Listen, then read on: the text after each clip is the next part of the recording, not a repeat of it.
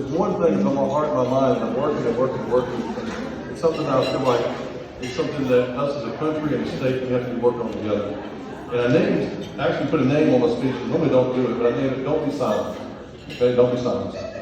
You're kidding me.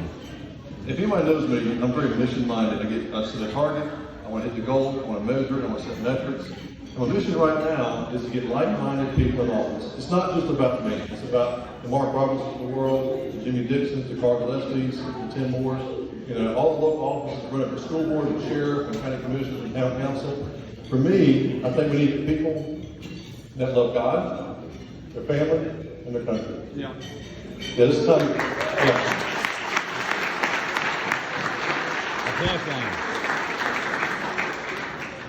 One of my jobs in the House, and I think it's been more to help with that, is to help find people and get them in the office and help them get elected. And so it's not about one person or one goal, it's about us as a whole. And I get a description today, is as a whole needs to pull a wagon, we're all pulling the same direction. And so we're trying to find those people that, it's really this simple, love God, love their family, and love their country. Now, if you find people that want to run, they don't be politicians.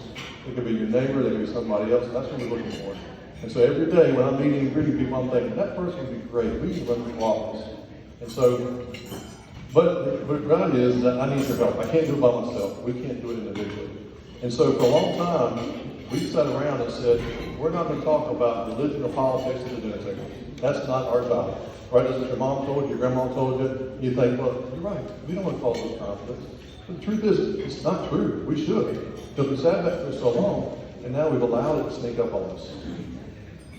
Someone, I gave this speech last time, and don't talk about sports either. And I thought, you're right. If you're a Cowboys fan, don't talk about the table.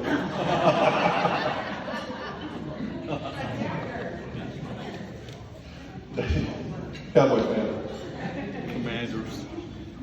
We should be sharing the values of our culture with our friends and family. If we don't, we're going to allow the culture left to erode the foundation that we built America. We have to continue to instill these values to not just our children, but to your friends and family and your neighbors. And we shouldn't be ashamed or afraid to do it. The problem is right now that a lot of people say, I will help you, but I don't want to speak up. Because they're afraid. They're afraid that someone is going to attack them, their job, their family, their work, and anything else. And they use it against us. And we have to stop that. And that's why I thought it was important tonight that everybody wears the ribbons and you see who's in office, running for office, because it's that much of a sacrifice. You need to see that they are sacrificing for that. Some examples I put here where they're trying to erode us is you got parents are called terrorists for wanting to speak out or against the local administration. Joe Rogan offers a different point of view and opinion, and the left wants to shut him down. You guys see the crazy that's going on. All he did was speak up and say, I want people to share a different opinion. And he gets attacked. Barry Weiss, you guys look at Barry Weiss. She was a New York Times editor. She was all in. COVID, lockdown. She thought people should be arrested if you don't get vaccinated and masked and anything else. And she woke up one day and said, I'm going to start asking questions. So she asked more questions and led more questions, thinking, well, maybe I didn't think, maybe the way I thought was not quite the way we should be. This isn't the America I thought we should have. And what did they do? They fired her. They fired an editor for doing a news story and asking questions. Great podcast. Look for Barry Weiss. Wise and conservatives seek information or question truth of the media, dare to question the left. They are silenced. The deplatformed and fired. The truth can stand up to questions, but a lie cannot. What if no one questioned the truth of the eradication of Jews and Hitler? What if no one questioned the truth of an English tyrant king that wanted to kill anyone that didn't believe in his false religion? Here's a good one. I bet some of you have never learned this in the history class. Did you realize in the 70s, we would give lobotomies to the poor, the people that we received that had mental issues, up until the 70s? What if no one ever questioned that truth? We'd still be doing it today. I got a little quick one. This was not as heartfelt, but I came across an ad from Popular Mechanics in the 1960s. It was how to dispose of used car oil, right? It said, dig a hole in the ground, pour gravel in it, and then pour your oil in it. Next time you do an oil change, it'll be gone because the ground will filter it out. Can you imagine if we didn't question that truth? Can you imagine what your water supply would look like? Can you imagine what your ground would look like? You never be able to plant crops again or have anything to drink water. But we question that truth, and that's okay. How many here have seen the movie Wall-E? I'm about to get real personal here. Wall-E? Wall-E? Oh, come on. Yeah, I know you have. It's okay, keep it secret, it's fine. All right, so Wall-E, there's a scene in here that really hits me hard, and I love it, right? Because I look at these movies, whether intended or not, and I'm going to set this up for you that haven't seen it. In Wall-E, the Earth has been destroyed because as humans, we have trashed it, right? Nothing's growing on anymore. So we built a spaceship. We flew out into space, and we were living on this spaceship for generations.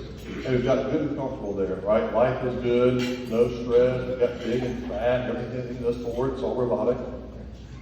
Well, they send a robot to Earth to look for plants. And when they find the plant, they come back and say, Earth is habitable again, it's time to go back, right?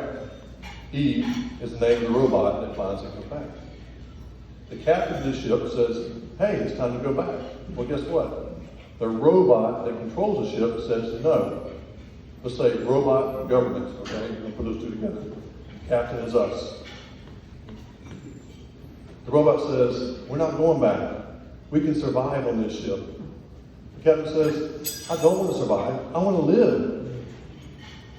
And I'm sitting thinking about, there's a correlation between us and what's going on in life right now. And the government trying to tell us, I'm here to protect you. No, you're not. That's not your job.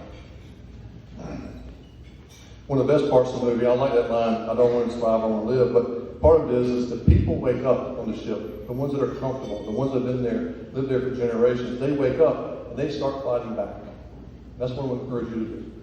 Coming here tonight, supporting us, listening to speakers, Mark Robinson, Speaker Moore, supporting your own candidates, this is how you push back, this is how you stand up, this is how you've had enough. So, are you going to be like the captain of the ship and not just sit back and let the ship take control? Or are you going to stand up and say you had enough? If you haven't seen the movie, you got to go watch it. Go tonight, granted it's fine, and everything. So I'm going to challenge you. Here's what I want you to do. I want you to go find your favorite candidates, okay? Matthew Winslow on the top of the list. Pick up a sign and put it in your yard. I don't care who you support. Get their sign, beg them for it, put it in your yard so your neighbors know that you love and care for that person and you believe in them. Support them on social media, like, follow the page, share their information. Don't just look at it and go, that's a good post, and you go nothing about it. Share it, invite people to their page. Volunteer for their campaign. Put your face on it. I can tell you right now, when I have a volunteer show up and work the polls and knock the doors for me, someone looks at it and goes, well, if that person's willing to do it, I'm willing to do it too. And it grows, and your message grows. And this one, and you know what, I hate to put it down here because you guys have done such a great job tonight. Help them raise money. You support them, and that's fantastic. Thank you so much. But go ask your friends and family to help your candidate because you love them that much. And find people to openly support the ideals of God, family, and country. All right? One last thing, Mark. I'm going to go from speaking to preaching, okay? All right. So the disciples were told, go out and make more disciples. And that's what I want you to do. I want you to go out and make disciples. We've checked the box that you came here tonight to support us, and I thank you so much, but you have to do more.